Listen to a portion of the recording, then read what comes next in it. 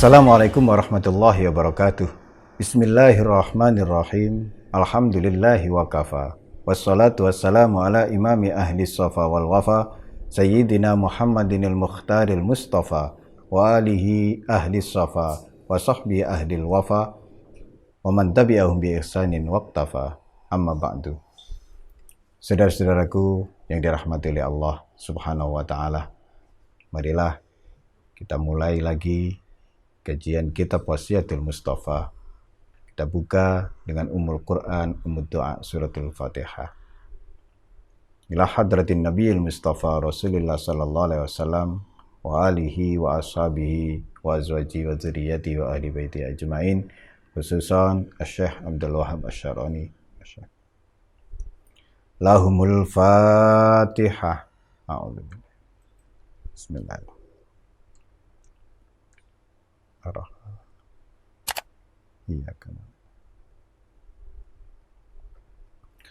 Qala Rasulullah sallallahu alaihi wasallam, ya Ali, idza aradta hajatan faqra ayatal kursi. Wahai Ali, jika engkau menginginkan hajatmu dipenuhi, bacalah surat atau bacalah ayat kursi. Ini singkat padat. Jadi sebegitu istimewanya ayat kursi, hingga jika engkau ingin terpenuhi hajatmu, bacalah ayat kursi. Tentu disertai dengan penghayatan akan kandungan makna dari ayat kursi. Kemudian, wad'ullaha fil humum wal kurub wakul. Nah, setelah membaca ayat kursi, berdoalah kepada Allah dalam kondisi ketika engkau mengalami kesedihan maupun kesusahan. Jadi, jika ingin terpenuhi hajatmu, baca ayat kursi.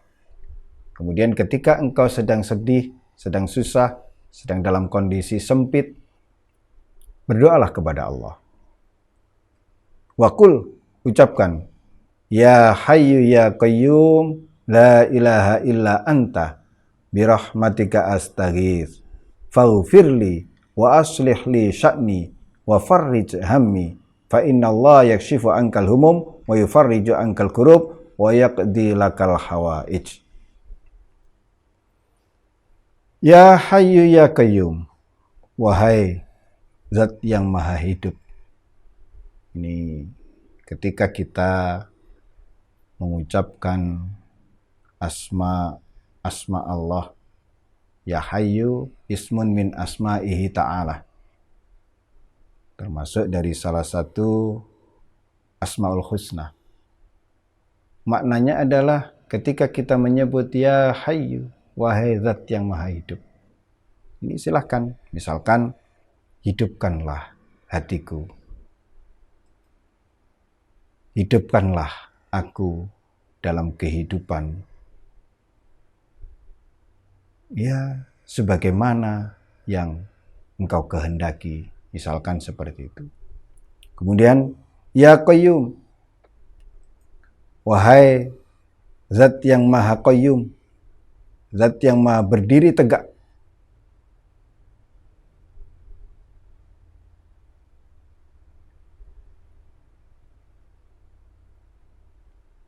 la ilaha illa anta, tiada Tuhan selain engkau. Birahmatika, dengan rahmatmu, astaghitsu, aku memohon pertolongan. Setelah memuji-muji Allah dengan dua asma, ya hayyu ya qayyum, la ilaha illa anta. Kemudian pengakuan bahwasannya tidak ada Tuhan selain engkau, ya Allah. Birahmatika, dengan rahmatmu, sebab rahmatmu, astaghitsu, aku memohon pertolongan. faghfirli, maka ampunilah kesalahan dan dosaku. Wa aslih li sya'ni, dan perbaikilah keadaanku. Wa farrij hammi, dan berikanlah jalan keluar atas kesusahanku, kesedihanku. Fa innallaha yakshifu ankal humum, niscaya Allah akan menghilangkan berbagai kesusahan. Wa yufarriju ankal kurub, dan menyingkirkan berbagai kesedihanmu, kesempitanmu. Wa yaktilakal hawaij, dan memenuhi segala kebutuhanmu. Ini singkat padat ketika kita punya hajat berharap dipenuhi oleh Allah. Ya, bacalah ayat kursi.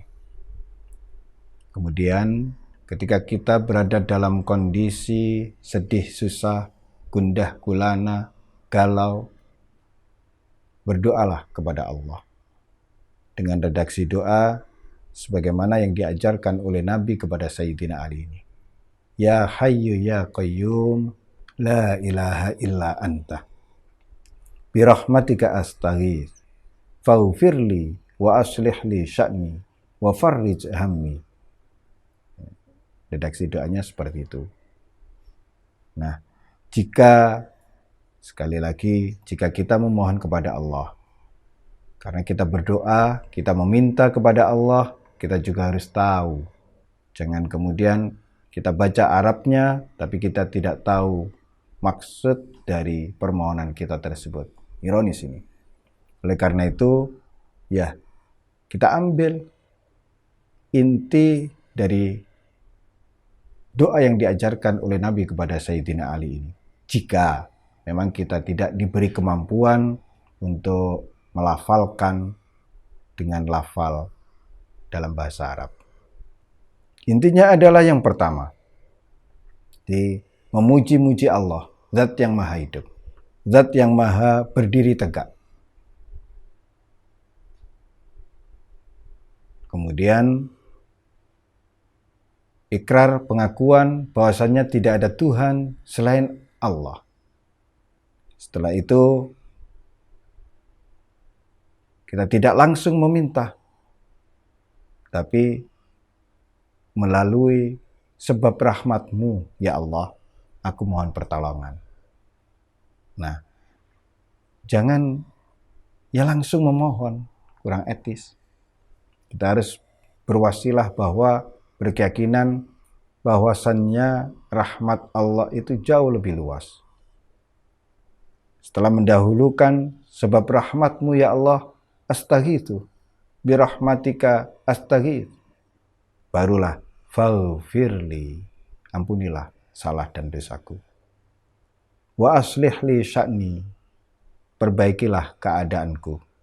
Ya, keadaan saat itu yang sedang galau, sedang gundah gulana, sedang tidak baik, sedang dalam kondisi dikobet, disempitkan oleh Allah. Minta diislah, diperbaiki. Wa farrij hammi, kemudian memohon agar diberikan jalan keluar dari hal-hal yang telah menyusahkannya, menghimpitnya, yang membuatnya sedih, yang membuatnya galau.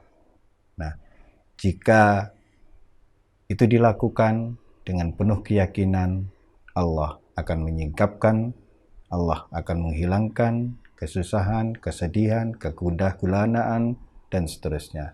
Bahkan hajat dan kebutuhannya dipenuhi oleh Allah. Oleh karena itu, ayat kursi, sebagaimana yang kita tahu bahwa dia merupakan ayat yang paling mulia di antara ayat-ayat yang lain. Hendaklah kita hafal ayat kursi tersebut, kemudian kita pahami, kita hayati makna yang terkandung dalam ayat kursi tersebut.